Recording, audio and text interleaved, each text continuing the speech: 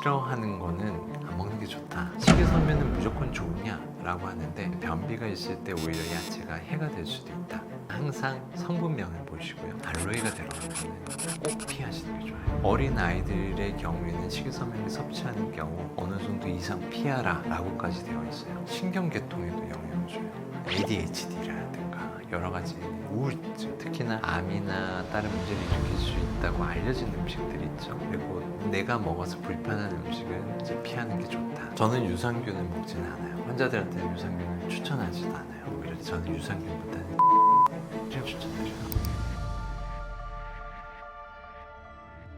네, 안녕하세요. 저는 안양의 중앙외과에서 대표원장을 맡고 있는 윤상민이라고 합니다. 이제 저는 변과 똥과 응고 항문에 대해서 다양한 있잖아요. 그런 여러 가지 불편한 점들을 이제 해결해 드리기 위해서 저희 나름의 응고형 채널을 운영을 하고 있습니다. 그리고 여기 보이시는 변비 10개명, 현재 변비로 고생하는 분들이 되게 많잖아요. 그래서 이런 분들에게 도움이 되고자 제가 나름으로 이제 임상에서 겪었던 것들을 이제 정리해서 쓴 책을 쓴 변비 10개명의 저자이기도 한 윤상민이라고 합니다. 한국인의 식생활 중 무심코 넘기기 쉬운 장 건강에 악영향을 주는 식습관이나 음식이 있다면 어떤 것이 있나요? 쉽게 얘기 드리자면 내 장이 싫어하는 거는 안 먹는 게 좋다 같아요. 변을 잘 본다는 거는 우선 변을 많아지게 해야 되는 게 제일 첫째예요. 탄수화물, 단백질 이런 것만 먹을 때는 그런 건 몸에서 모조리 분해가 돼서 흡수가 되기 때문에 변이 없어져요. 그럼 여러 가지 장 건강에 좋진 않아요. 왜냐면 우리가 뭔가를 먹으면 그게 그냥 소화 흡수돼서 영양소만 되는 게 아니고요. 우리는 수많은 수조 마리의 미생물들과 같이 살아요. 요새 유산균이라는 게 중요하다는 얘기가 워낙에 많잖아요. 얘를 먹어야 된다가 아니에요. 그냥 내 안에 사는 애들을 잘 가꿔주는 게 중요하다라고 생각하면 돼요. 얘네들과 우리 몸은 서로 간에 상호작용을 해요. 이 안에 사는 이 균들은요, 여러 가지 면역적인, 보호적인 측면이 있어요. 얘네들은 나름의 이제 군집을 하고 군락을 세워서 이제 내 장에 사는 애들이잖아요. 좋은 균들이 많이 살고 있는데 나쁜 애들이 들어오면 얘네들은 이제 나쁜 애들이랑 싸우기 시작해요. 여긴 내 땅이니. 그렇게 하고 우리가 소화 흡수가 안 되는 여러 가지 음식물들이 있어요. 대표적인 식이섬유죠. 식이섬유는 쉽게 얘기하면 우리 몸에 소화 흡수가 안 돼서 대장에 가서 변을 형성하는 물질들인데, 근데 얘네들을 이제 장에 있는 균들이 이제 분해를 하게 돼요. 그래서 얘네들이 좋은 것들을 자기들이 먹고요. 나한테도 좋은 여러 가지 영양분을, 게다가 여러 가지 아미노산, 장 건강에 좋은 거, 암을 예방하는 거, 이런 것들을 다 주게 돼요. 그리고 얘네들이 분비하는 여러 가지 이런 것들은 우리 몸에 여러 가지 상호작용을 하면서 신경계통에도 영향을 줘요. ADHD라든가 여러 가지 우울증, 그리고 이런 것들이랑 밀접하게 영향을 준다고 해요. 먹는 거에서 우리가 신경 써야 될 거는 장 안에 사는 이 녀석들까지 챙겨줘야 된다는 거죠. 그렇다면 내가 먹어서 불편한 거, 그리고 먹었을 때 얘네들한테 불편을 줄 수 있는 것들은 가능하면 줄이는 게 좋아 라고 생각했을 때, 첫 번째는 식이섬유가 제일 중요하죠. 어쨌든 변을 늘려야지 변이라는 걸 볼 수 있고, 식이섬유는 얘네들한테 좋은 먹이가 되잖아요. 그래서 식이섬유가 중요하고, 그리고 이제는 이제 변이 묽어지게 되면 또 되게 불편해진다고 했잖아요. 그러니까 장을 자극할 수 있는 음식. 근데 그건 사람마다 좀 다를 수 있어요. 어떤 사람은 우유를 먹으면 계속해서 설사하면서 불편하고, 어떤 사람은 우유를 먹어도 아무렇지도 않아요. 그렇다면 사람마다 그 사람을 불편하게 할 수 있는 음식이 다르다는 거죠. 그래서 거기에 맞춰서 먹으면 돼요. 물론 여러 가지 자극적인 음식들은 장에 안 좋은 영향이 있죠. 특히나 암이나 다른 문제를 일으킬 수 있다고 알려진 음식들이 있죠. 가공 육류, 그리고 빨간 고기, 그리고 탄 음식. 그러니까 빨간 육류를 태워서 먹으면 안 좋죠. 고기 구워 먹는 거 사실 좋지는 않아요. 소시지 구워 먹는 거 당연히 안 좋겠죠.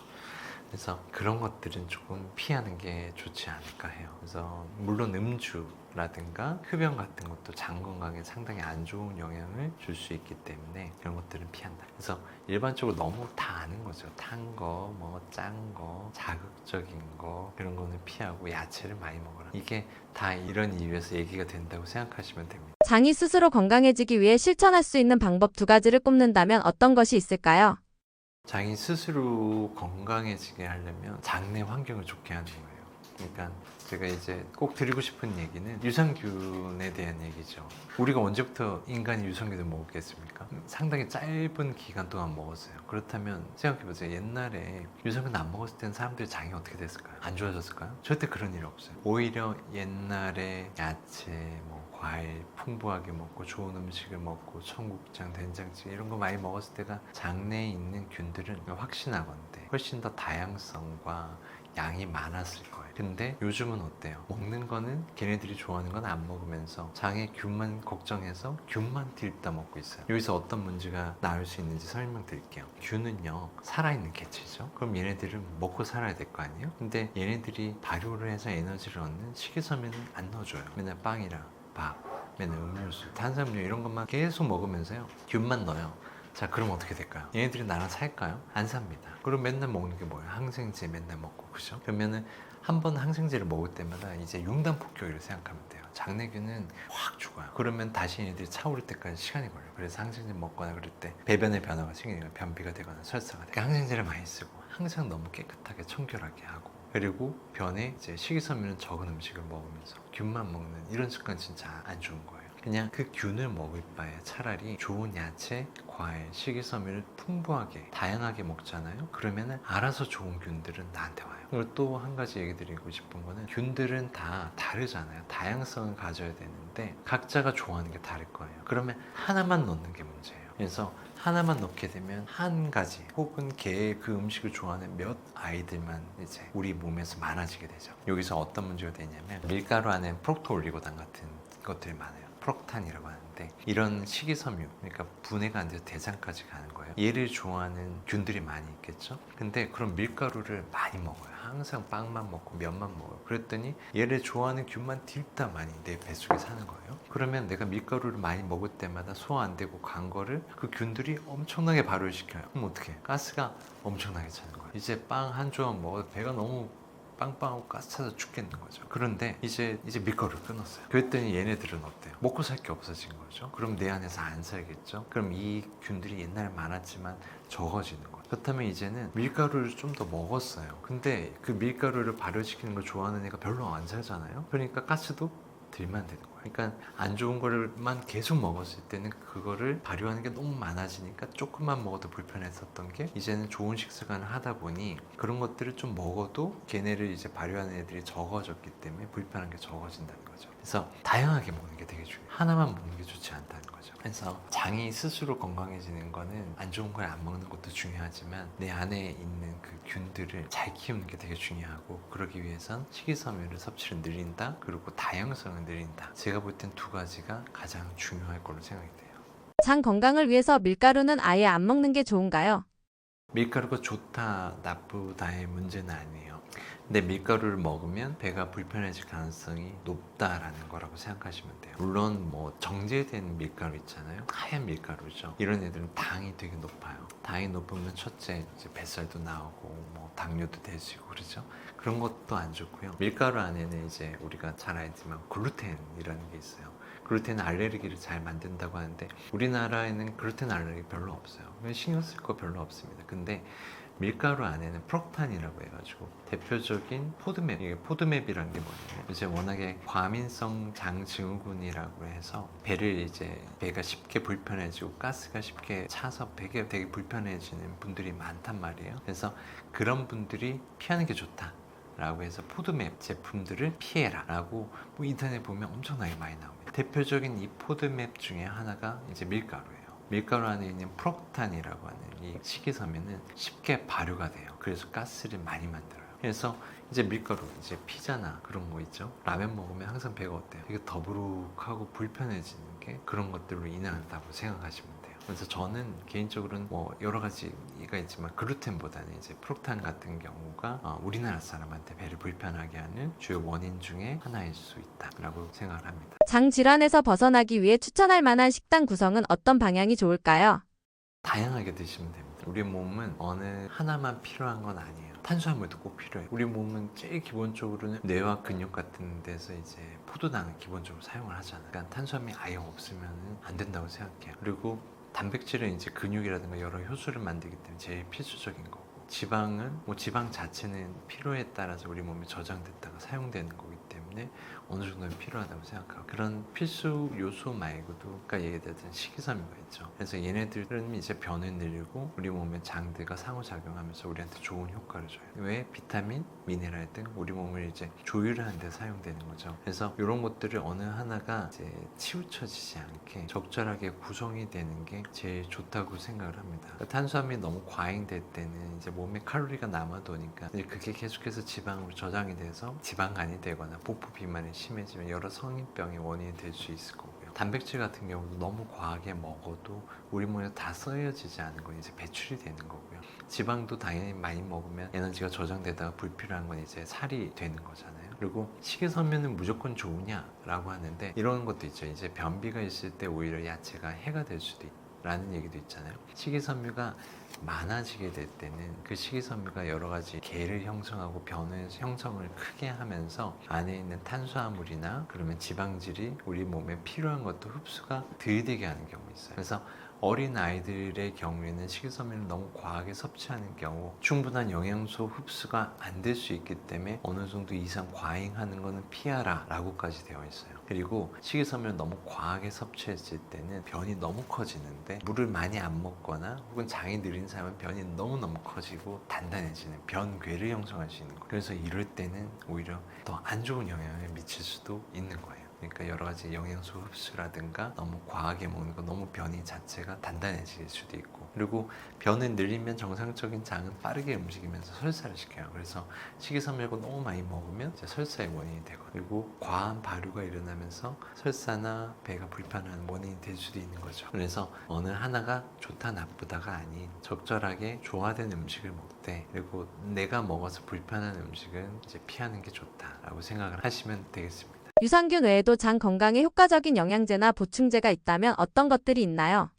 저는 유산균을 먹지는 않아요. 저는 환자들한테 유산균을 추천하지도 않아요. 그러니까 유산균은 오히려 많아질 수 있는 환경을 만드는 게 중요하다라고 하고, 그 유산균 안에 여러 가지 화학약품, 특히나 요새는 유산균의 먹이라고 알려져 있죠. 프록토 올리고당 같은 이게 프리바이오틱스라고 하는데, 얘는 유산균의 먹이라고 넣는 거예요. 쉽게 얘기하면 식이섬유인 거예요. 식이섬유는 뭐다? 몸에서 흡수가 안 돼서 대장에 남는 거예요. 그래서 이런 프록토 올리고당 제제가 대표적인 화학적으로 만들어진, 공장에서 만들어진 식이섬유라고 생각하면 되는데, 이거를 얘네들 먹이겠다고 넣는데 이 프록토 올리고당의 대표적인 포드맵 성분 중에 하나예요. 그게 뭐죠? 변을 묽게 만들거나 가스를 많이 차게 할 수 있는 거죠. 그래서 맨날 밀가루 먹고 뭐 우유 먹고 그래서 변이 묽고 항상 가스 차서 불편한 사람이 유산균까지 먹어요. 그럼 어떻게 되겠어요? 더 묽고 더 가스 차게 되는 거예요. 그래서 그냥 저는 유산균을 먹는 것보다는 다양한 식이섬유를 드시는 게 몸에는 훨씬 좋다. 그렇다면 근데 식이섬유 챙겨 먹는 게 아시겠지만 제일 어려워요. 혼자 사는 분들 너무 많고요. 그럼 어떻게 다 챙겨 먹어요? 그죠? 그럴 때는 차라리 저는 유산균보다는 식이섬유 제제를 오히려 추천드려요. 근데 또 식이섬유 제제를 드실 때 뭘 생각해야 되냐면, 아까 얘기했듯이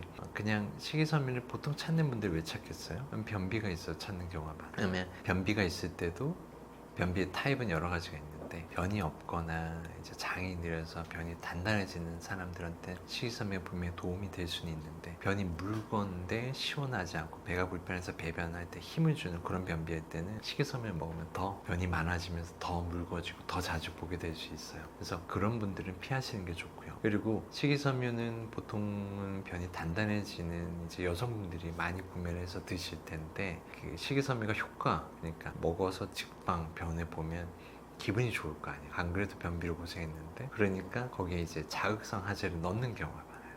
그래서 항상 성분명을 보시고요. 알로에가 들어간 거는 꼭 피하시는 게 좋아요. 이런 건강 보조식품에 변을 묽게 할 수 있는 여러 양약 성분들이 들어있는 경우가 상당히 많아요. 차라리 그럴 바에야 병원에 가서 변비 때문에 처방을 받으면 훨씬 더 이제 보험이 되기 때문에 싸게 구매할 수도 있을 거예요. 그래서 식이섬유를 구매하실 때는 저는 차전자피 혹은 뭐 부화검 같은 경우도 물론 차전자피 성분보다는 조금 더 가스가 찰 수는 있지만 어느 정도 변도 많아지게 할 수 있는 작용이 있기 때문에 좋은 식이섬유다. 근데 이런 것들은 이것저것 섞여 있는 것보다는 차라리 단일 성분으로 된 거를 구매하시는 걸 추천합니다. 치질이란 정확히 무엇인가요? 변을 볼 때 어떤 습관을 들이면 치질 증상이 줄어들거나 사라질 수 있을까요? 치질이 무엇인지를 이제 좀 설명을 드려볼게요. 항문이 불편하신 분들이 많이 있을 거예요. 워낙에 배변 습관도 안 좋아지고요. 그러면서 이제 고생하는 건 이제 항문이에요. 그래서 항문이 많이 불편해서 병원들에 오세요. 치질이라고 하면 그냥 항문의 질환을 이제 통칭하는 거예요. 근데 항문에는 여러 가지 질환이 있을 수 있어요. 그러니까 대표적으로 우리가 생각하는 게 치핵이라는 거죠. 치핵을 보통 그래서 치질이다 라고 얘기하기도 해요.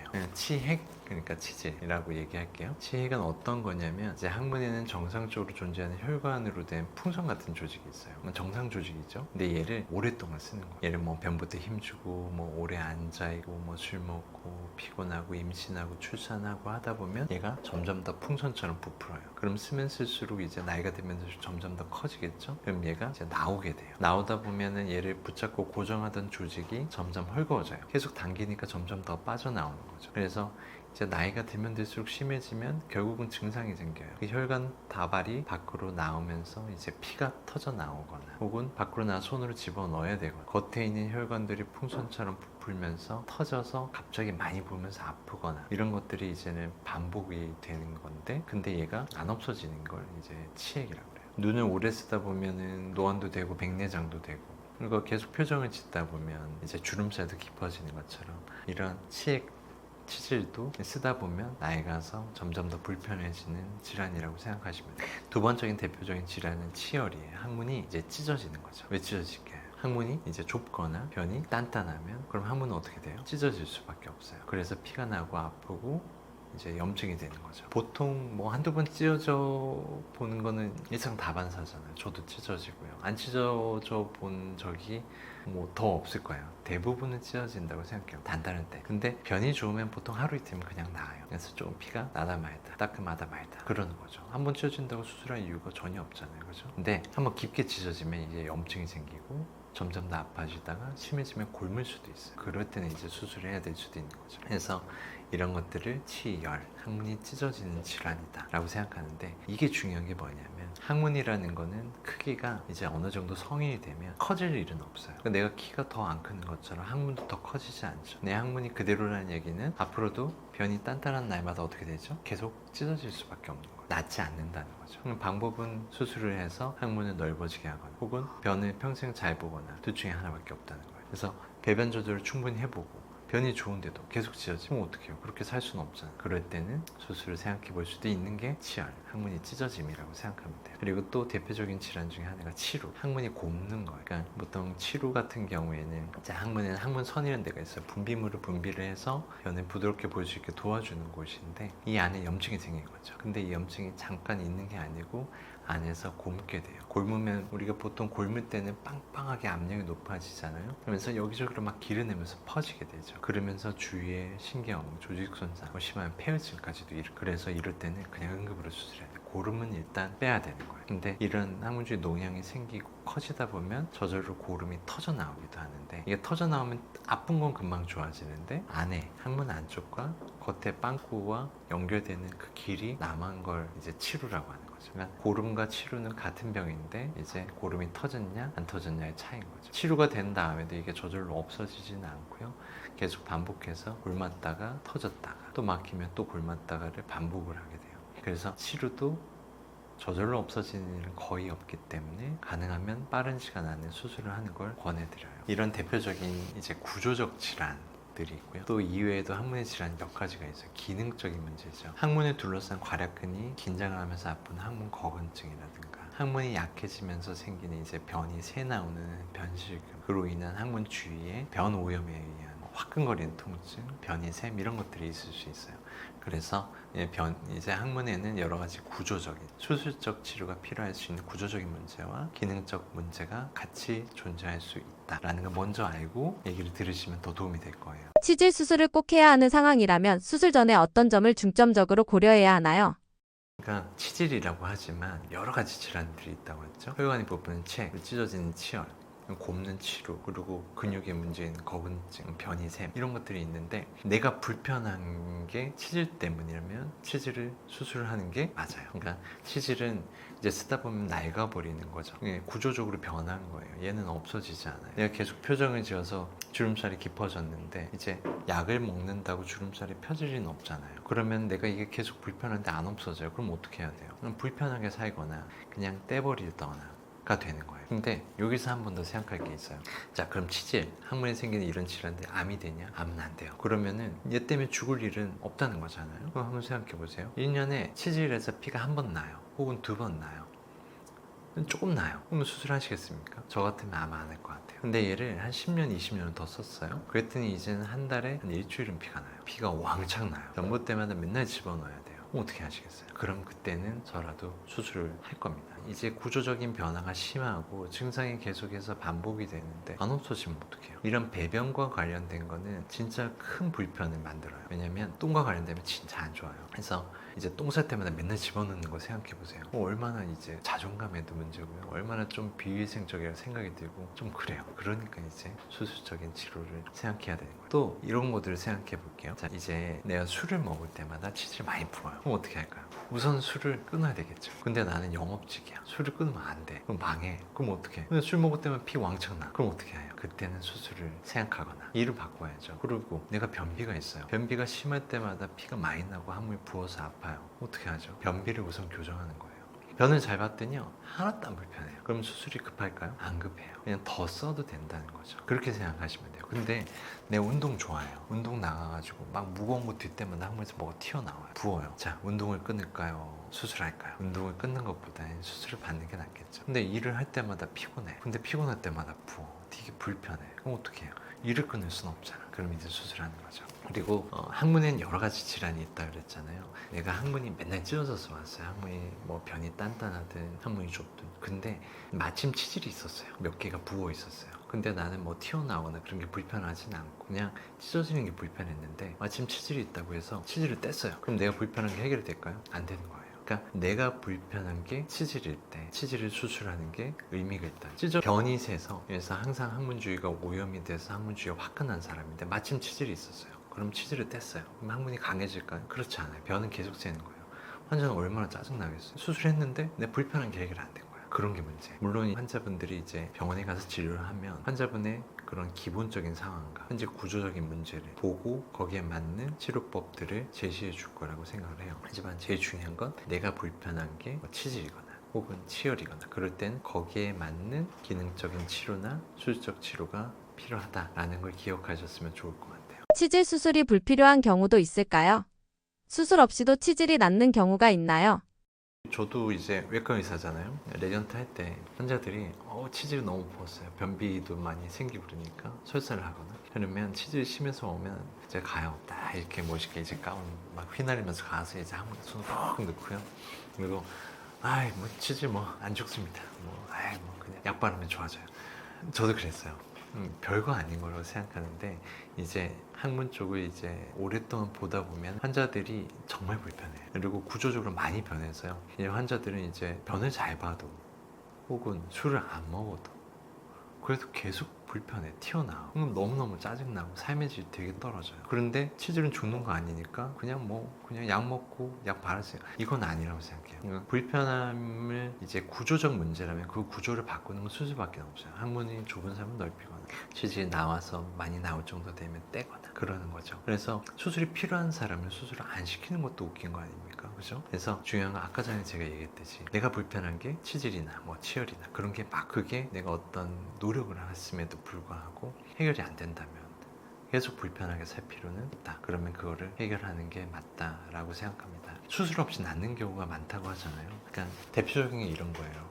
이제 치액은 이제 붓다 보면 혈관이 붓다가 터져요. 외치액 혈전증이라고 그래요. 겉으로 막 피가 막 샘솟는 게 아니고요. 피부 밑에 있는 혈관이 터지면서 확 부풀어요. 풍선에 부풀듯이. 안에는 피떡이 들어있어요. 그러면 얘네들은 우리가 먹는 거랑 비슷하다고 생각하면 돼요. 먹는 것도 이제 피부 밑에서 피난 거죠. 그럼 먹는다고 우리가 병원에 갑니까? 약 먹어요? 아니죠. 그냥 없어지잖아요. 얘도 그래요. 흡수가 된다는 거죠. 이 혈전이 흡수가 되는 건 먹는 게 흡수되는 것처럼 길면 2주에서 한 달 이상 걸릴 수도 있어요. 그럼 흡수되면은 옛날에 단단해서 아팠어요. 근데 이게 한 달 지나니까 2주 지나니까 없어졌어요. 그러면은 환자들은 나았다고 생각해요. 야, 치질 뭐하러 수술하냐? 그냥 낫는 거야. 근데 환자들한테 이렇게 설명드려요. 이게 외측 혈전증이 되면 이제 흡수가 돼도 쪼그라들지만 오랫동안 풍선을 부어놓은 상태로 있었기 때문에 늘어진 살이 좀 남아요. 그럼 얘가 반복해서 또 피곤하거나 술 먹거나 하면 또 부풀 수 있겠죠. 부풀다가 또 터질 수 있어요. 그럼 이게 계속해서 반복된다는 걸 느끼면 어떨까요? 그러면 그게 불편하다면 그걸 떼는 수밖에 없다는 거예요. 그래서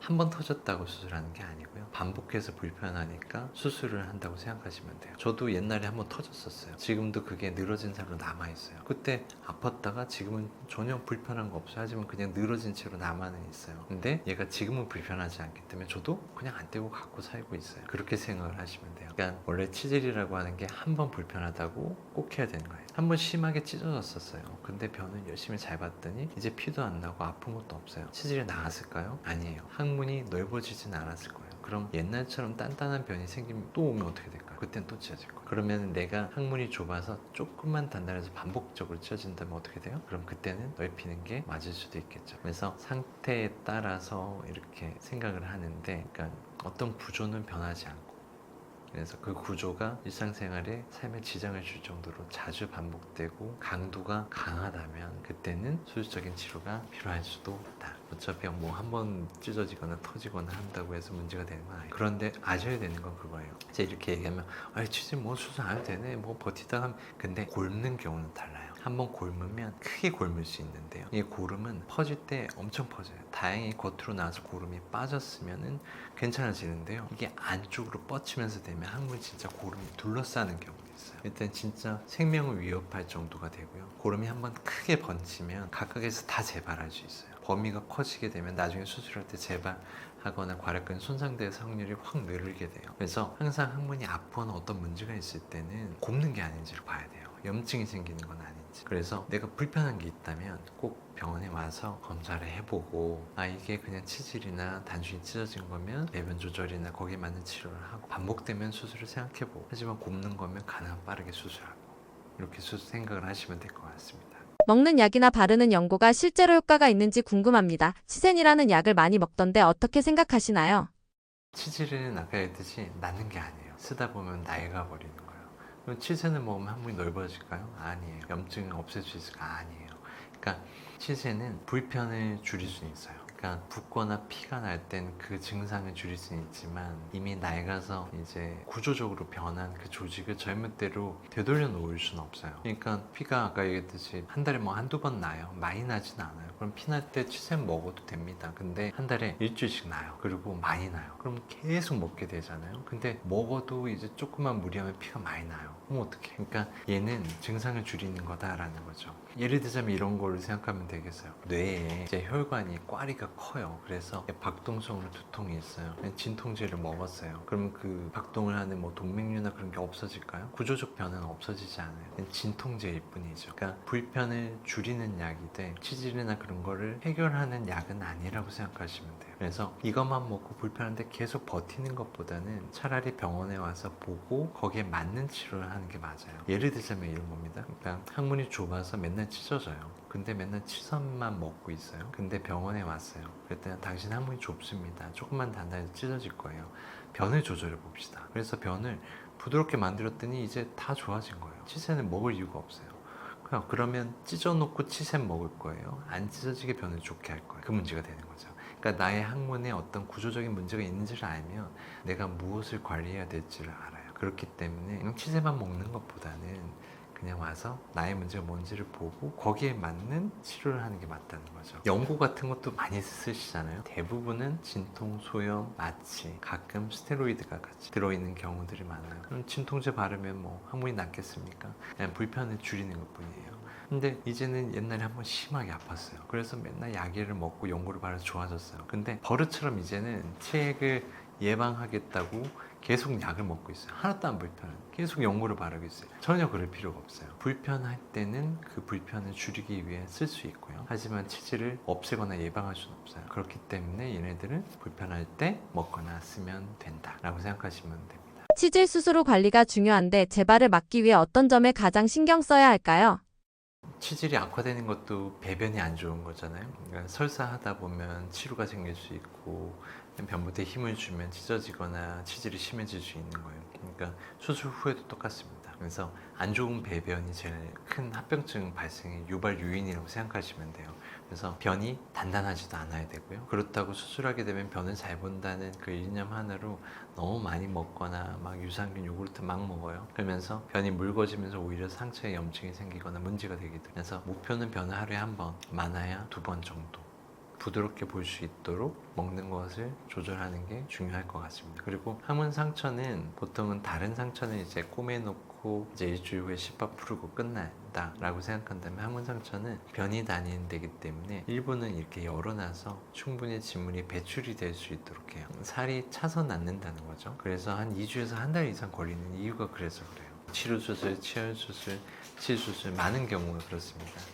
그러면은 이게 차서 났는데 한 달이 걸리는 건데 중간에 피부가 먼저 붙게 되면 안에가 곪는 경우가 있어요. 그래서 오히려 생각을 바꾸고 이럴 때는 빨리 낫는 것보다는 천천히 살이 차서 나야 된다라고 생각하시고 그 상처를 가능한 변보면 깨끗하게 비누칠해서 문질러 주는 게 좋아요. 마사지를 해주라는 거죠. 그리고 이제 수술 후에 재발이 됐다고 오시는 분들이 되게 많아요. 치질 수술인데 다시 재발됐어요. 근데 항상 항문이 불편한 건 치질뿐만이 아니고 다른 여러 가지가 있잖아요. 그러니까 치질 수술을 한 후에는 좁아질 수 있는데 이런 경우에는 이제는 찢어져서 불편한 거예요. 그러니까 치질이 재발한 게 아니고 다른 문제가 생긴 거죠. 확장 수술을 해서 넓혀줬는데 했더니 항문이 약해졌어요. 그럼 이제는 변이 새서 화끈거리고 불편한 거죠. 근데 환자들은 그냥 똑같이 옛날에 아파서 수술했는데 지금 또 아파요 라고 생각하는 경우가 많아요. 그래서 혹시 수술 후에 불편함이 있다, 재발한 것 같다 느끼지만 사실 그 원인은 다를 수 있다는 걸 꼭 기억하시고요. 꼭 그 원인이 무엇인지를 찾아야지 거기에 맞춰서 올바른 치료를 할 수 있을 거예요. 유전적인 영향이 되게 많이 줘요. 어떤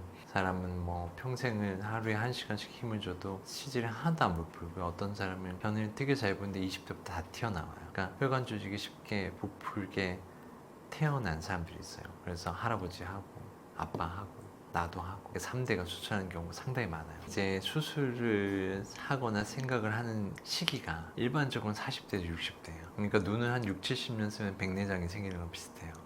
치질을 항문을 한 4, 50년 이상을 쓰다 보면 낡아서 이제 고장이 슬슬 날 수 있다고 생각하시면 돼요. 근데 30대까지 전혀 불편함이 없었다. 그 항문은 그냥 튼튼한 항문이라고 생각하면 되는데 배변 습관이 되게 중요한 게 변을 하루에 1분에 한 번씩 봤는데 이제는 변비가 생겼어요. 어느 순간부터. 그래서 하루에 한 2번을 한 10분씩 봐요. 항문에 20배를 쓰는 거잖아요. 그러면은 20년 동안 쓸 항문을 1년 동안 쓰고 있는 거죠. 그러니까 금방금방 낡아서 고장이 나는 거예요. 그래서 시기적으로도 중요하고 유전적인 영향도 중요하고 결국은 배변 습관이 제일 중요하겠죠. 왜냐면 내가 바꿀 수 있는 거는 바꿔야 되잖아요. 뭐 유전적인 요인은 내가 바꿀 수가 없으니까. 요새 배변 습관 너무 안 좋아요. 변비도 많고요. 다이어트하고 안 먹어서 변비도 되고 너무 과하거나 묽게 만드는 거 먹어 설사하고 그러면 치질은 되게 심해져요. 앞으로 암이 정복돼도 치질은 정복되지 않을 겁니다.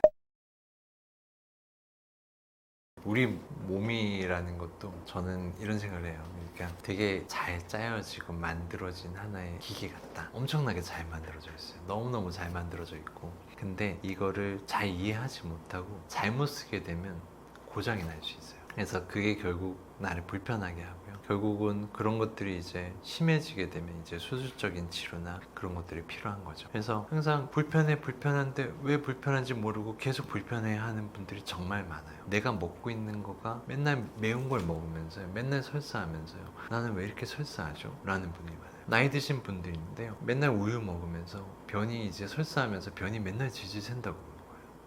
우유 안 드시면 돼요. 그러면 우유를 안 먹고 어떻게 살아? 저는 30년 동안 우유 안 먹고 있어요. 우유 먹으면 설사하거든요. 그럼 뭐 먹고 살아? 먹을 게 너무너무 많아요. 조금만 찾아보시면. 그러니까 치질도 그래. 항문 질환도 우리 몸을 과하게 쓰다 보니까 이렇게 돼요.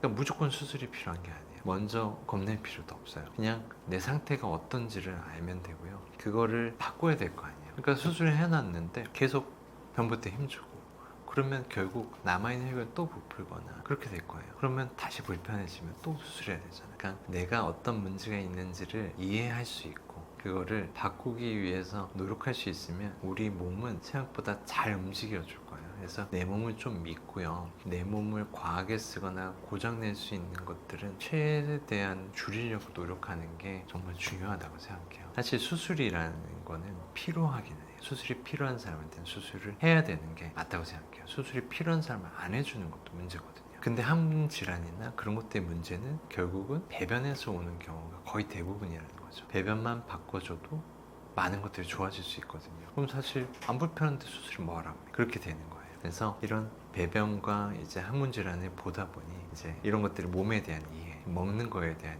이해, 배변 과정에 대한 이해 이런 것들을 조금씩 더 하게 되는 것 같아요. 그래서 환자분도 오시면은 환자분의 기본적인 상태 그리고 그거를 조절하기 위한 노력들 그래도 해도 안 되면 결국 수술적인 치료를 어떻게 하겠다 정도까지는 이제 설명을 해드릴 수 있어요. 어떤 수술이 필요한지 어떤 게 도움이 될지를 설명해 드릴 수 있으니까 혹시라도 궁금한 게 있거나 나는 너무 힘들다 근데 어떻게 해야 될지 전혀 모르겠다 이런 분들은 언제든지 오시면 좋을 것 같아요. 그리고 이런 내용들을 조금 더 이제 각각으로 이제 해서 저희 은꼬영 유튜브 채널에서 이제 나름 열심히 준비를 해서 이제 방송을 하고 있으니까 궁금한 게 있으면 채널에서 찾아봐 주시면 환자분들한테 도움이 될 수 있는 내용이 분명히 있을 거라고 생각을 합니다. 그리고 제가 이제 배변 조절이라는 게 결국은 항문 질환, 뭐 변비, 변식음의 제일 기본적인 거라고 했잖아요. 그간에서 많은 환자분들을 보면서 교과서에도 나오지 않는 실제로 임상적으로 사람들이 살아가면서 생각의 변화, 먹는 거의 문제 그런 걸로 인해서 생길 수 있는 여러 가지 실제 임상적인 분류라는 거죠. 이런 거에 대해서는 이 책에 자세하게 소개를 해두고 나름 이제 환자분들이 좀 더 편하게 이해하실 수 있도록 설명을 해놓았으니 항상 내가 변비 때문에 힘들고 고생하시는 분들이라면 분명히 도움이 될 수 있을 거라고 생각을 합니다.